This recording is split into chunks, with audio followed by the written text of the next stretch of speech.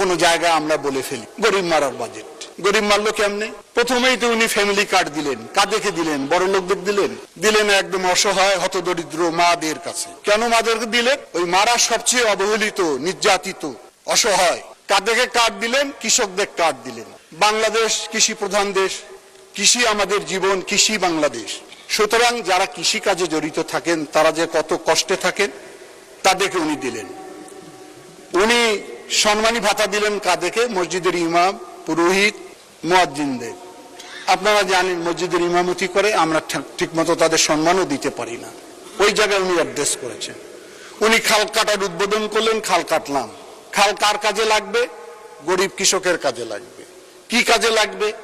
বর্ষাকালে পানি নিষ্কাশন হবে, আর শুকনো মৌসুমে পানি সরবরাহ হবে, গাছ রোপণ করা হবে, সবুজে বাংলাদেশ ভরে উঠবে। এখানে আমাদের মাননীয় স্বরাষ্ট্রমন্ত্রী আইন সংশোধনের প্রস্তাব তুলেছেন। সেটি হচ্ছে কি, যে আমাদের মাদকের ব্যাপারে, জুয়ার ব্যাপারে আইনের শাস্তির বিধান বাড়াতে হবে। বসুন্ধরা টিস্যু, অশুদ্ধতার বিরুদ্ধে এক বিন্দুও ছাড় নয়। আপনারা জানেন যে ধর্ষকদের শাস্তি সর্বোচ্চ মৃত্যুদণ্ড। এই মৃত্যুদণ্ড থাকা অবস্থায় বাংলাদেশে কি ধর্ষণ বন্ধ হয়েছে? হয়নি। রামিসার মতো শিশু, নন্দিনের মতো বাচ্চারা আজকে ধর্ষিত হচ্ছে। কেন? আমাদের ব্যক্তিগত, পারিবারিক, সামাজিক অবক্ষয় একদম ধ্বংসের নিম্ন স্তরে চলে গিয়েছে।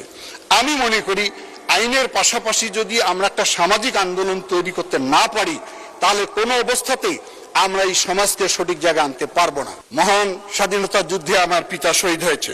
এখানে জুলাই যোদ্ধাদের সম্মানী দেওয়া হচ্ছে, ভাতা দেওয়া হচ্ছে, তাদের গেজেট করা হয়েছে, খুবই ভালো।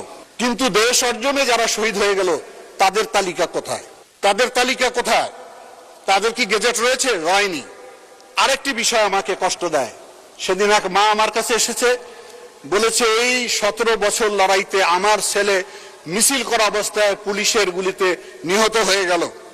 জুলাই যোদ্ধা, তাদের তালিকা আপনারা করলেন, কিন্তু 17 বছরে যারা নিহত হয়ে গেল, শহীদ হয়ে গেল, তাদের তালিকা কোথায়?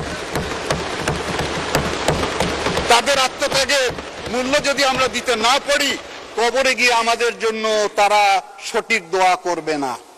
সুতরাং আমি মাননীয় প্রধানমন্ত্রীকে বলবো, যারা দীর্ঘ 17 বছর সংগ্রাম আন্দোলন করে ক্ষতিগ্রস্ত হয়েছে, নিহত হয়েছে, আহত হয়েছে, তাদেরকে গেজেটভুক্ত করা হোক।